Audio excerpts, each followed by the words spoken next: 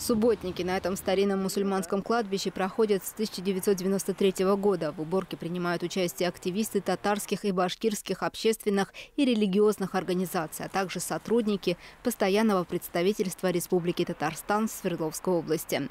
На этом кладбище находится семейный склеп нескольких представителей Агафуровых, не покинувших Екатеринбург после Октябрьской революции 1917 года. Мы недавно переводили одну из надгробных плит, и на большинствах плитах написано аяты Корана. Наши предки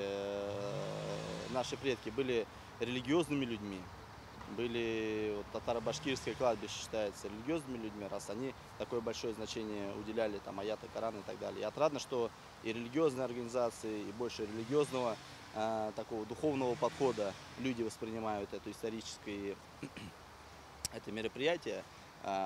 Больше как духовная обязанность, ответственность перед людьми за то, чтобы сохранить эту историю.